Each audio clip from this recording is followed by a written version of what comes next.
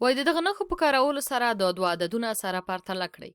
45.6 او 45.6 ګورئ دغه لومړنی عدد چې دی 45.6 دی او دغه دویم عدد چې تاسې ګورئ دا هم 45.4 دی.